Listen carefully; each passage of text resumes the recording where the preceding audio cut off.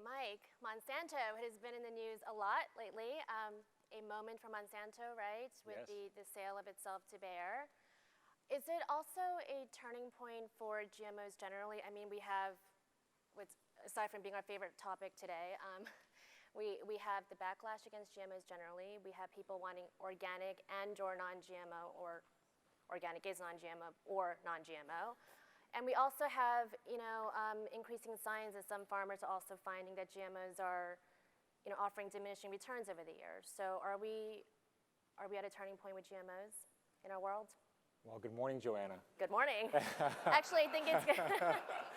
I think there was a few questions there. Almost afternoon. So firstly, thanks for inviting us to participate in this, I think, very important dialogue. The great thing about agriculture, it continues to evolve. If you step all the way back and say, as a company, we're focused on technology and how to help farmers have ultimately more successful harvests. And why is that important? And so I think if you just look at the facts today and the trends that going forward, there's about 7.5 billion people on the planet today, almost. And over the next 30 years, there's going to be another 2.5 to 3 billion people added to the planet. In the next 15 years, there's going to be 3 billion people added to the middle class, as was said earlier, mostly in Asia and sub-Saharan Africa. And, the expectation is that farmers have to produce more food, on average, between now and 2050, about 60 to 70% more food, assuming that at the same time, we also do a better job of wasting less and building more post-harvest storage. And so these are big global issues. And at the same time, global warming is making agriculture more challenging. There's about 3.5 billion acres around the world where farmers are planting annual crops today. And so I think the question in front of us is, how do we help those farmers improve their productivity, do it in an efficient way, and do it while combating the challenges of global warming. Sometimes it's too hot, sometimes too cold, sometimes it's too wet, sometimes too dry. So these are real issues, and we're very proud, of course, that we've been highly innovative and successful in taking technologies to farmers around the world.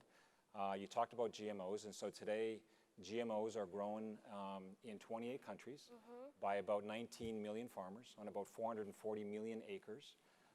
So this is a technology that in the last 20 years has been very successful and really helped farmers manage pests, do it in an environmentally sustainable way, and ultimately improve their harvests and their profitability. So how do you marry that with, it has been around for 20 years, and it seems right now it is, it's a confluence of factors probably, but the backlash and sort of possible misunderstanding or whatever of consumer desire for GMO products.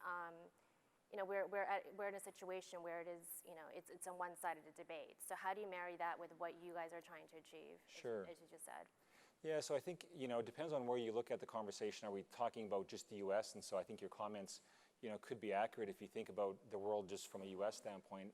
Agriculture is global. And, in the last 18 months, Vietnam, Kenya, Malawi, Nigeria have all approved for the very first time GMO crops so that the farmers can get access to the tools. And so, I think in the U.S. there's clearly been a lot of dialogue on GMOs, and we heard it here this morning in virtually every one of the conversations.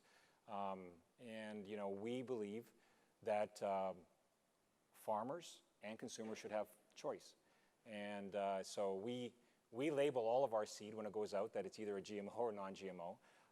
So we label everything, and we are very supportive of the federal standards of having transparency and labeling for consumers. And so I think we're headed down the right path. As was mentioned earlier, I mean, a year and a half ago, we were talking about kind of a patchwork of state legislations that would have had a unique label in every state. We didn't think that was practical for safe and affordable food. And so we think the current legislation that's federally based is a good solution for that.